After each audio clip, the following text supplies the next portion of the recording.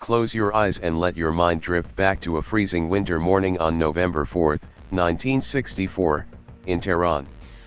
Amidst the wide Western-style avenues, under the shadows of towering skyscrapers reaching upward, symbols of an Iran striving to become the Japan of the Middle East, a sleek black car quietly rolled, carrying a man in his 60s to Mehrabad Airport.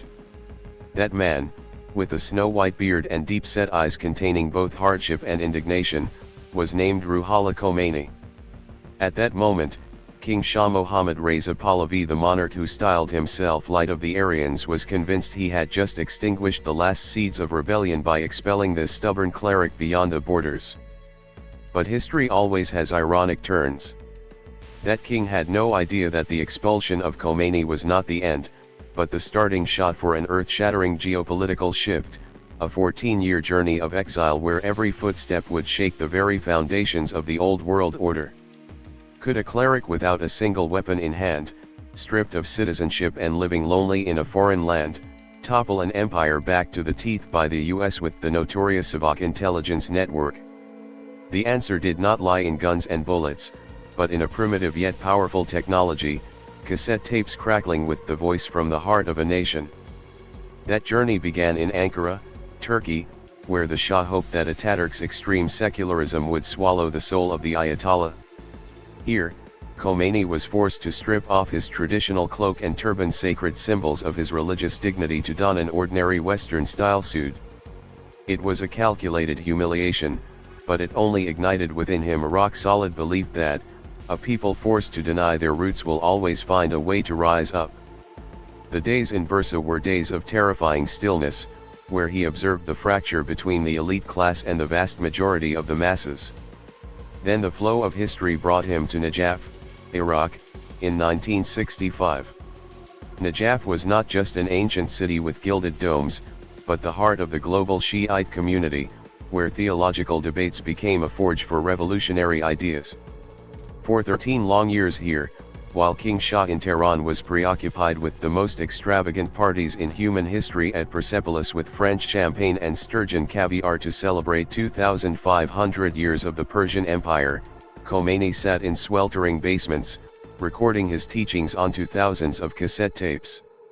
These tapes, like silent armies, were smuggled across the border, hidden in shipments of goods, passed from hand to hand in dark bazaars. The crackling sound of the cassette tapes echoing in every small house in Tehran was the heartbeat of a smoldering revolution, a doctrine of guardianship of the Islamic jurist that was gradually capturing the minds of the poor and those left behind by the overly rapid modernization process.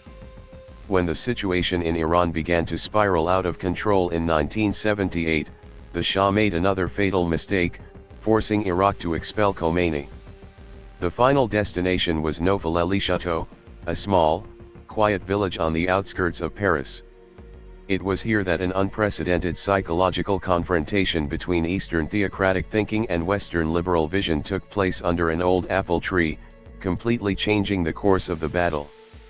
The most veteran journalists from the BBC, CNN, and The Guardian flocked here with profound skepticism. They expected to meet an angry politician or a fanatic calling for war. But instead, they saw an old man sitting on a thin rug, his eyes as still as a desert lake, his demeanor incredibly simple. This was Khomeini's first psychological blow, the tactic of maximum contrast. While King Shah appeared on television in gold-braided military uniforms, surrounded by tall guards and extreme luxury, Khomeini received international guests with hot tea and dried dates. He did not use the dry political terminology of the West. He used the language of morality, justice, and national self-respect. Western reporters, who always worshipped democratic values, fell into an exquisite labyrinth of words. When a journalist asked a pointed question, "Will you establish a harsh religious dictatorship?" Khomeini replied with a deadly calm, "We want a government where even the poorest woman has the right to speak up against the ruler if they are wrong." He knew exactly what Western journalists wanted to hear. He spoke of freedom of speech, spoke of self-determination and ending US intervention, concepts that were the scripture of the Paris intelligentsia. This was not just an interview, but a psychological ordeal for the media. Every morning, Dozens of cameras were pointed at him, and every one of his answers was calculated to become shocking headlines in Le Monde or the New York Times. Khomeini turned Western journalists into unpaid messengers for his revolution. He understood that every word he spoke in France would be transmitted globally by satellite and, most importantly, broadcast back to Iran via international radio waves. This created a shield protecting him. King Shah could not assassinate a figure who was the center of global media attention without personally signing the death warrant for his own regime. The climax of this psychological confrontation was when Khomeini began to address the military. Instead of calling for the destruction of the soldiers firing at protesters in Tehran, he gently said, "They are our children, they are forced by dictators. When they see the light of truth, they will lower their guns." This message, when broadcast from Paris, completely crushed the fighting will of the Iranian military. They realized they were holding guns against a saint sitting in meditation in the far west. Paris gave Khomeini what the holy city of Najaf never could: international recognition and a loudspeaker that reached the very heart of the enemy. And then, the climactic moment of history arrived on February 1, 1979. An Air France Boeing 747 landed at Mehrabad Airport amidst a vast sea of people never before seen in modern history. More than 5 million people flooded the streets to welcome a man they had not met in person for 14 years. The moment Khomeini stepped down the airplane stairs, his hand resting on the shoulder of a French pilot, was not just the return of an individual, but the total collapse of a dynasty and the birth of a mysterious and powerful new political entity. Those 14 years of exile ended in a spectacular victory, but it also opened deep geopolitical fractures that we are still witnessing today. It was the power of an idea when nurtured through asceticism and absolute perseverance, a lesson in power that any historian must tip their hat to before the unpredictable variables of humanity. That revolution was a reminder that, in the flow of time, cassette tapes and an unshakable will can topple even the mightiest empires. While Khomeini was enjoying the media spotlight in Paris, thousands of miles away, inside the fortified walls of the US Embassy in Tehran, an atmosphere thick with confusion and miscalculations was looming. This was the great blind spot of Western intelligence. The diplomats and CIA agents here, accustomed to socializing with Iran's Western-leaning elite, were completely disconnected from the heartbeat of the bazaars and dark mosques. They looked at Khomeini's cassette tapes as an obsolete technological toy, rather than seeing in them a type of psychological weapon of mass destruction. The sleepless nights began in late 1978, when intelligence reports sent to Washington began to contradict each other. On one hand, they reported that the Shah still maintained control over the military. On the other hand, they could not explain why millions were willing to bare their chests before gun barrels just to chant the name of a man in France. Inside the embassy, fax machines ran at full capacity, and long-distance calls between Tehran and the White House were full of heavy sighs. Ambassador William Sullivan tried to find an alternative solution, a middle ground between the Shah and Khomeini, but he was too late. Khomeini did not want a compromise solution, he wanted a fundamental change. The panic reached its peak when US diplomats realized that the military they had trained and equipped for decades was disintegrating from within. Every speech by Khomeini sent back from Paris was like a poison seeping into the trust of Iranian officers. The night before Khomeini's return, US embassy staff had to begin destroying classified documents, the sound of paper shredders groaning all night like an omen for the collapse of US influence in this land. They had assessed Khomeini as an old saint lacking political experience, not knowing they were facing a master strategist who had spent 14 years in exile just to study the psychological weaknesses of his opponent. That subjectivity led to one of the bitterest diplomatic failures in US history, paving the way for the 444-day hostage crisis that would shake US politics shortly thereafter. Khomeini's journey back from exile was not just the victory of a cleric, but the failure of a massive intelligence system before the power of faith and tiny cassette tapes. When the cheers of 5 million people at Mehrabad Airport gradually subsided, a shadow of purging began to cover the country of Iran. This was when the brutal political reality began to stifle the illusions of a democratic revolution that the Paris intelligentsia once dreamed of. Right in the first nights after February 1, 1979, on the roof of the Pahlavi school where Khomeini established his temporary headquarters, lightning trials were set up. There were no defense lawyers, no right to appeal, and they often lasted only a few dozen minutes.